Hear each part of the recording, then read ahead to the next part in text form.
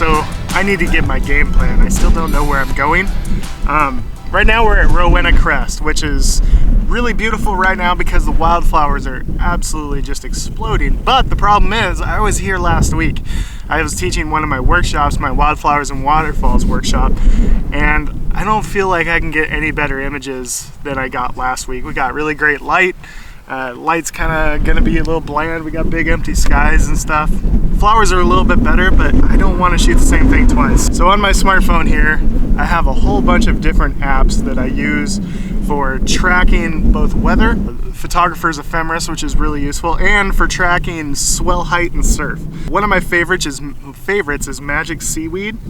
And right now it says that it's going to be low tide at sunset tonight on the Oregon coast, which I haven't shot a low tide sunset in a while. So I'm just gonna kind of surf around and check the tide heights and then check weather conditions, see what the skies are looking like, and it'll kind of give me a feel for it. I wish that we could stay here in the gorge, but man, it's a weekend and everybody knows that the wildflowers are blooming right now, so it's just going to be absolutely packed with photographers.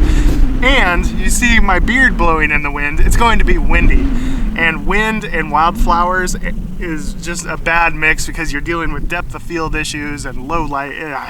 It's a nightmare. So I don't want to stay here. We're going to continue on to the coast to see if we can find a good spot to shoot there tonight. So I think that's the plan.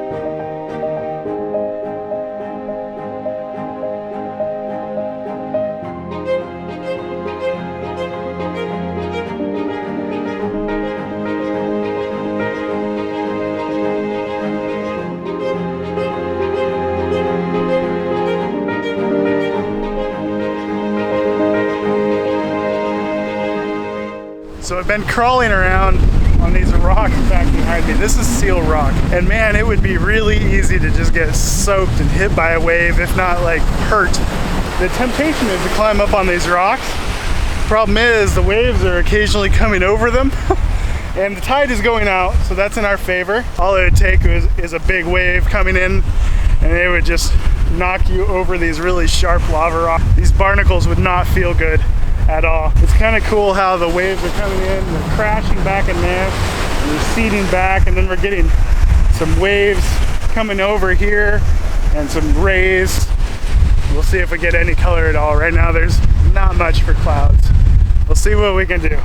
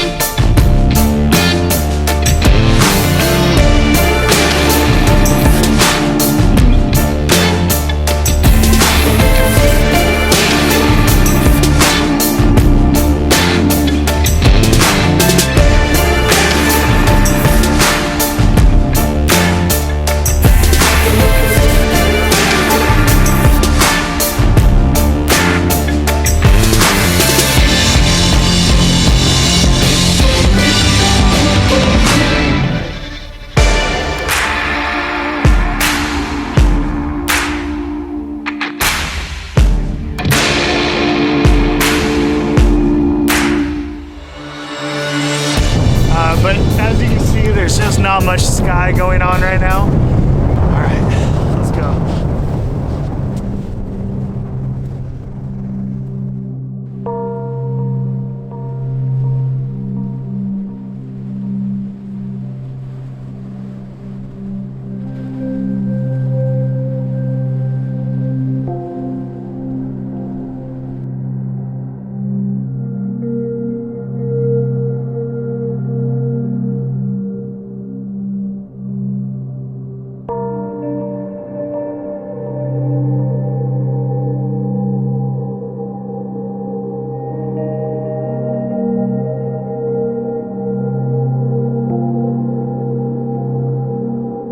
So now we're in Cape Perpetua State Park. Probably one of the most rugged, beautiful areas on the Oregon coast. It's where the Cascades kind of meet the Oregon coast. Last night we kind of got skunked. You know, the light wasn't the best. But today we're gonna be heading to Bandon, Oregon. But on the way, I want to try to do some nice vegetation shots. Let me show you what I have on this side of me. I have this beautiful forest here. I love all of this brand new spring growth that's happening, kind of blanketing this forest floor. And I want to try to get some really good vegetation shots. The trick is going to be finding a spot where we don't have any harsh light hitting it. So I'm going to look around and see what we can find.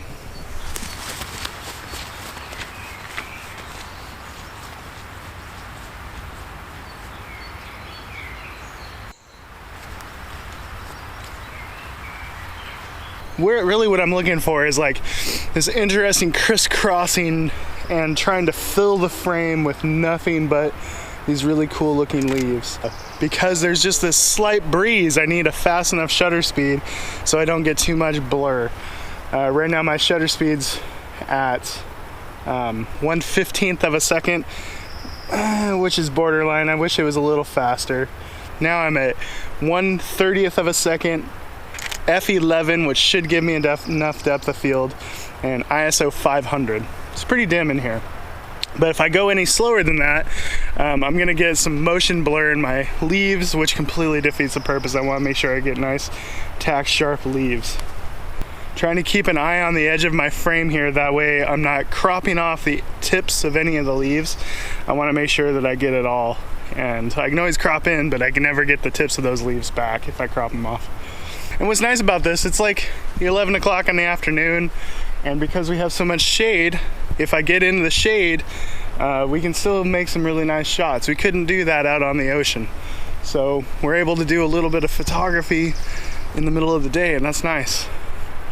I feel like too often we get stuck into shooting sunrise, sunset, and we don't shoot anything else. And the middle of the day is just like this big wasted space, wasted time. And I think this is going to be actually a really cool shot. I'm going to tweak the composition and then we're going to head down the road.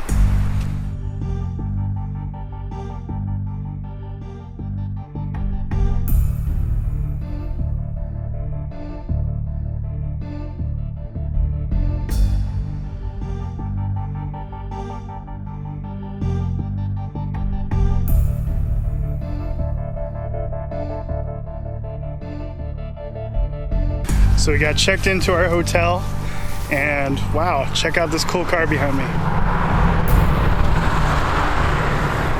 Nice Camaro. Anyways, got checked into our hotel, and we've got probably an hour and a half at least before sunset, and I can already tell it's gonna be a dud.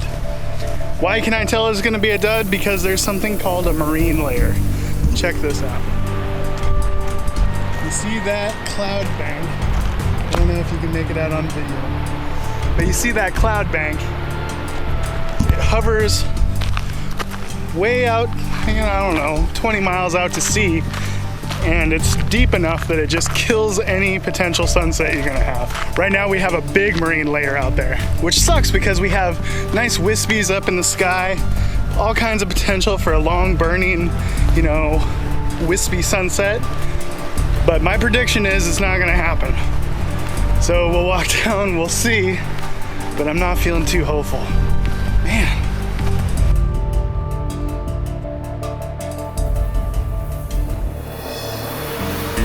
We've got this cool sea stack back here.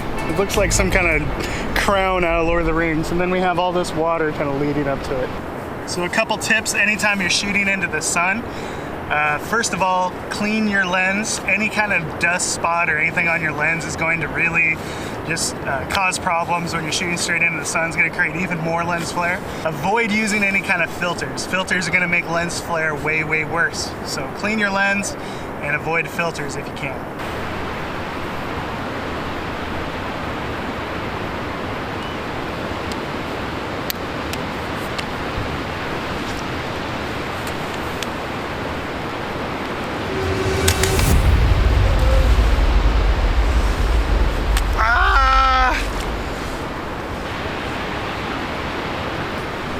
This right here is why you keep, look at that. This is why you keep a towel on you. Oh, 5 is you see how it comes in and out?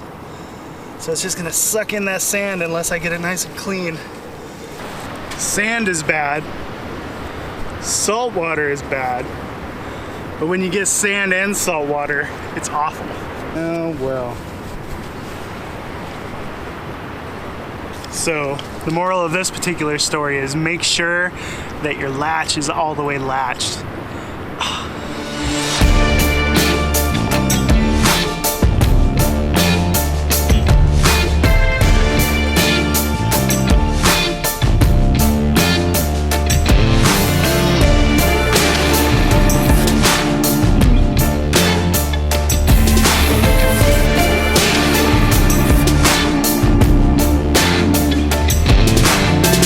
So I like this composition that I just found right here. I've got this seaweed that kind of leads up to this very strong phallic type sea stack. And I'm really liking how we've got the bright glow off to the right. Got some kind of moody clouds and they're streaking towards the sea stack. And then you have this interesting foreground that's catching a little bit of light. It's catching less and less light. The best you can do in this situation is catch the peak of color. It is what it is. It's still cool though. It's a beautiful day on the coast. It's not windy or cold like it normally is. I'm gonna get to it.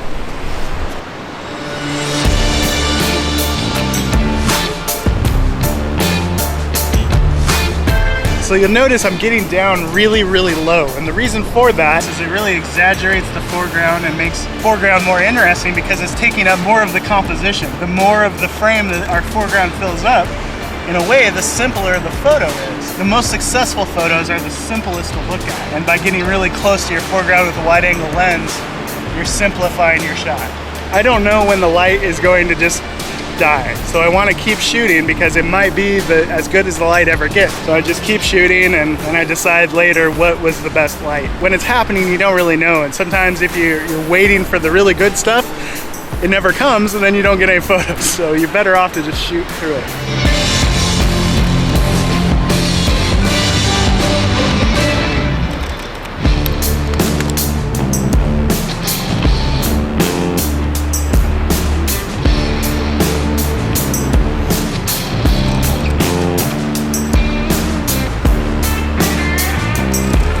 So the camera's starting to malfunction.